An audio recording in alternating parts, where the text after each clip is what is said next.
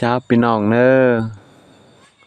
มีฝักคำไหมมันเป็นกล้วยตั้งดังเอาถึงสิกล้วยตั้งหน้าว่าตั้งหน้าสิปินหน้าไม่ใช่ฝักโกนเด้อพี่น้องเอ้ยมีกล้วยตั้งดังไปตั้งหน้านั่นบวนได้เหิงเด้อบ่ได้ พ่อพี่น้องบ้านเคย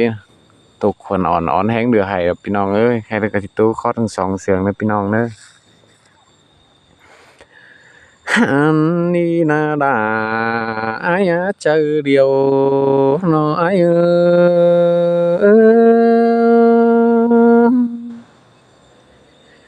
โอ้ยโอ้ยคนมาเอ้ยสองเฮาหากันนาดาอายเป็นแต่จูเป็นแต่หญิงเด้อจูอายว่าเป็นแต่หญิงแล้วเลยสองเฮาละโดนใช้กันละจิมีเจอเปิดไว้จูคะเนปีกับลามิงจูก็สิเบิ่นได้กบอูนอนสองเด้น้อโอ้ยโอ้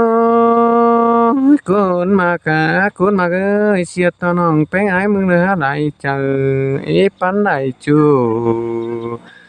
เสืออายนั่นแน่เห็นเอาเรื่องได้หางเกี่ยวปีจูอะไรอยู่คนเอ่ยดอกวันกว่าจูอายกว่าบ่าหิงอันเอ้ยตาบ่าอายมึงไปตั้งนักแล้วปีดาคือยังจื้อแอมมึงเด้อจูอายนี่ตาบ่าอายมึงไปตั้งไกลแข่งตั้งยาวไกลกำแต่โอปีมึงก็ยังเบิ่งจูแขนช่วยน่าจอยหุ่นควันเฮาเด้น้อโอ้ยโอ้ยคนมากะคนมากเอ้ยปีมึงเสียงจูก็จะได้2ขวบมาดอกกว่าจูอายกว่าโดย2เฮาเชื่องกันน่าคนมากเอ้ยเฮาก็จะได้2ปีสีมัวไปเข้านอกกว่าจูหักลาอายเจอเดียวน้ออาย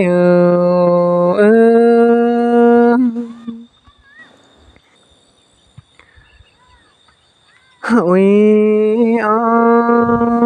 คนมากะคนมากเอ้ยงินตกแล้วปีดารอยังเบิ่งจอดาวเดืองเด้จูอายแน่น้อปีมึงได้ยินขี้คมปีอายมึงยังได้ฟังจ้อยเสียงหัวแกงก็เสียงทั่วมึงนั่นแน่จูครดตัน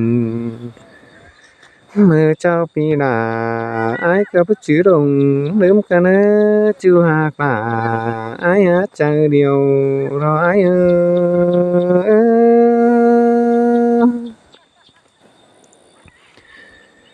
โอ้ยโอ้ยคนมากเอ้ยปีมึงเสียงจูปีดาให้กะบวนแต่โอ้จูเตี้ยเจอเดียวอายกว่าปีมึงเสียงหิงนิดเดียวก็ปั้นเป็นจู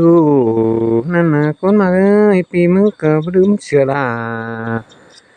มิงจูเจอมื้อยานเฮากินเทกันเด้อจูหักลาอายตาใดตาย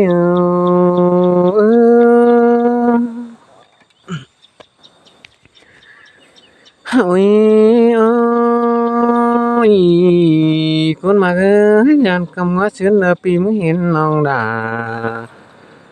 ฟาดขึ้นชายมางอายก็น้ำตาหลังได้ดงแต๋วจูอายแน่น้อหาว่าไว้เป็นบนขี้คมปีอายมึงก็งามได้จูดวงน้อขวานั่นนี่คนมากเอ้ยปีมึงได้กิ่งเสร็จลามิงจูยันน่ะบ่ชุดจัวขอแน่นายดะบวนดอจูอายเอ้ยน้อมาดวงเสียงจูน่ะคนมากะคนมากเอ้ยเฮาละยังคอยเสียงคอดปาเรื่องเสียงกันเด้อจูฮักหน้ารออายเจอเดียวรออาย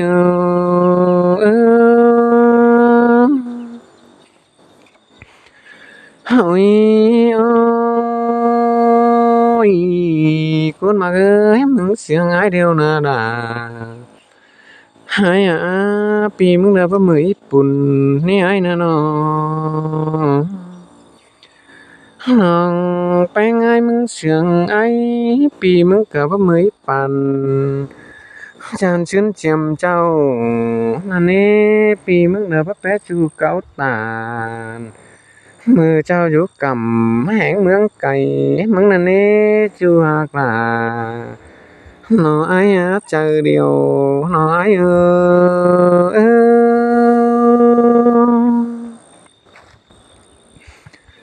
โอ้ยโอ้ยคนมากเอ้ยสองเฮาเหือกับกันสักมื้อไปจี้นั่นแน่ปีกับหลามิงจูเรายังได้กินเลือดไปมื้อแต่โอจูอ้ายโอน้อบาความแห่นนาดาน้ออ้ายปีมึงเกิดชื่อเขาหมกบ่ลงก็เน้อความน้องแป้งอ้ายสังสอนพี่อ้ายก็ยังจื้อไว้ในซ้อนนาบเสืออ้ายดอกปีบ่ฮอนบ่เสือน้อน่าเจอมาโตกันก็เน้อจูอ้ายเน้อน้อหลวงเสียงจูนาดาน้ออ้ายไปฟังความน้ำมวยไปได้หาแต่อ้ายได้เน้อจูหากลาน้ออ้ายหลังหางเศร้าไก่น้ออ้ายเอ้อโอ้ยโอ้ยคนมากคนมากเอ้ยจานชื่อแนวโดยสองเฮาได้ไว้ขอโคคัดให้เป็นแต่มันเงินแต่โอจูอ้ายได้น้อหนุ่ยสองเฮายังเชื่อกันไปเกี่ยวแกงดาวไก่กำแต่โอปีกับหลามิงจูเรายังได้ไปฝูเบื่อใส่เฮือนได้น้อหนุ่ยสองเฮายังเป็นแต่เงินเที่ยวทนเดียวหนุ่ยสองเฮายังเก็บได้โคจูยองหนอควานแถวเจอกินข้าวเนาะถูกต้องก็บ่ได้อยู่เอียนหานี้จูอ้ายนี่น้อตาเป็นตกเร็วนาดาน้ออ้ายปีกับหลามิงจูยังได้เต่าอยากตั้งควักโล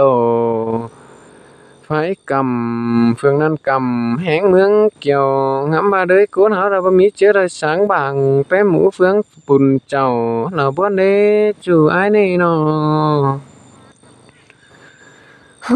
เจออ้ายมึงบ่ตายลาบ่ดื่มเสือไหลแต่ละเบ้อเจออ้ายมึงตายเวียนขึ้น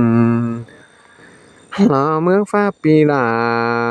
ก็สิจื้อต้องป้องก็ต้องแต่ละเบ้อจื้อหากหน้าอ้ายใจเดียวน้ออ้ายเอ้อโอ้ยโอ้นี่หงานี่เอ้ยเคยนิทาว่าน้องแป้งอ้ายมึงสิไปจ้างทางดักเดียวน้องดามึงคอยงำฟังดูอ้ายเน้อจูอ้ายเน้อน้อถ้าน้องแป้งอ้ายมึงสิไปเกี่ยวแกงดาวกินจา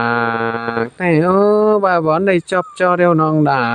แล้วยังคอยปาทงดิ้งไปกินเถเน้อน้อว่าน้องแป้งอ้ายมึง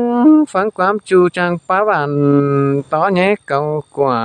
นั่นแหละอย่าน้องแป้งอ้ายมึงสิไปขายหม้อแบงเนื้อเชื่อล่ะน้อสิไปติงมันเอิ้นอ้ายละบ่วนตามมึงแต่โอจูหากหน้าน้ออ้ายใจเดียวน้ออ้ายเอ้อ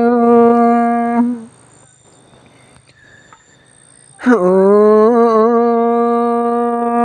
คนมากคนมากเอ้ยว่าน้องแป้งอ้ายมึงก็ไว้ตกแต่รอดาน้ออ้ายแน่ว่าไปจอยอ้ายเด้อพี่อ้ายมึงก็สิติงมันไฟหามึงแต่โลจูเตียกอ้ายแน่น้อมาน้องมึงได้ไปจอยล่ะเตียนหายอ้ายก็สิติงมันเอิ้นน่ะมึงเด้ออ้ายก็พามึงเสียดกงกากิ้งดำเนื้อ กะเดบายขุนโคกะทายอ้ายก็ฮู้ก่อนมาเสียเร็วรอหาใบเสื่องจูน้องดาน้องอ้ายเอ้ยมึงเด้อจะไปหาน้ำเจอเบิ่งผู้ขายได้เด้อจูเตียกเด้อน้อหลวงเสียงอ้ายเด้อเว้อมึงเด้อจะไปเว้าชื่อแกงเต้นไปจอยเมืองเทียนหาอ้ายเด้อหลวงมักอินเป็นจูก้อยจื้อสองเฮาเด้อจูอักหน้าอ้ายใจเดียวดอกอ้ายเอ้